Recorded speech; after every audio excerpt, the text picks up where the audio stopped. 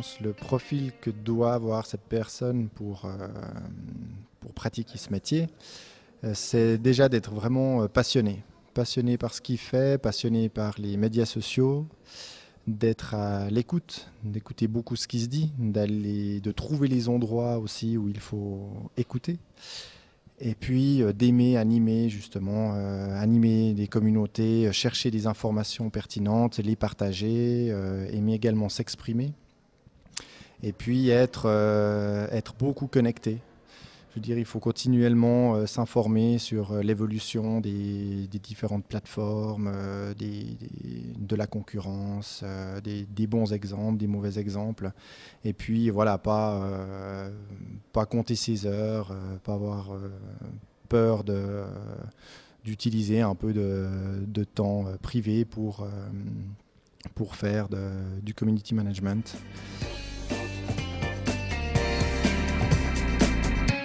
Prioritairement, il est important d'être sur les médias sociaux parce que les clients en fait sont sur les médias sociaux. Je pense aussi que pour les sociétés, pour les entreprises, il est intéressant d'être sur les médias sociaux. C'est vraiment pour travailler son image, pour peut-être rajeunir son image, pour montrer qu'on est à l'écoute, qu'on a une certaine transparence, qu'on ne reste pas cloisonné justement dans notre petit monde et puis qu'on aime avoir l'avis aussi de clients ou de prospects ou de qui que ce soit. Et puis de pouvoir justement partager avec eux notre marque et puis notre évolution.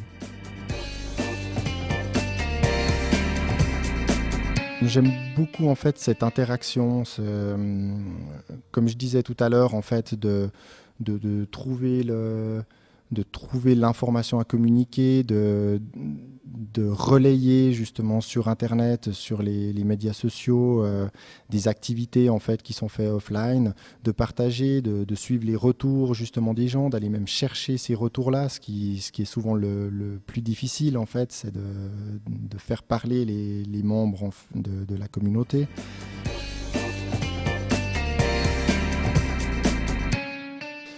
J'utilise depuis peu de temps une application Facebook qui s'appelle Graphometer, si je ne me trompe pas, qui est très pratique pour avoir une situation en fait des interactions des gens. C'est-à-dire qu'il nous fait un classement sur une période souhaitée du nombre de likes, de commentaires ou de publications qui sont faites et par personne en fait.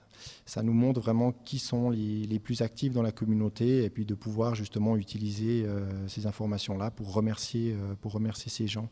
Également la possibilité de programmer en fait des publications également depuis cette même application.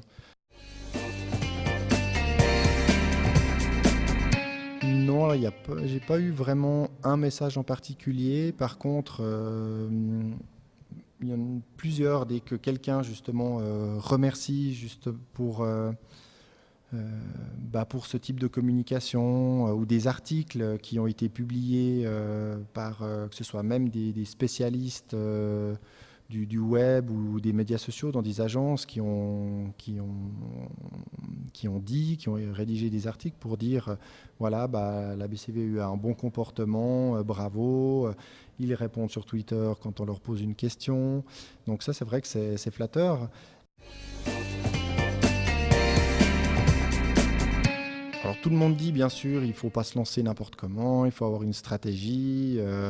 Après oui, bien sûr, c'est clair. Maintenant, pour beaucoup d'entreprises, je pense que certains, s'ils devaient attendre d'avoir la stratégie posée, ils se lanceraient jamais.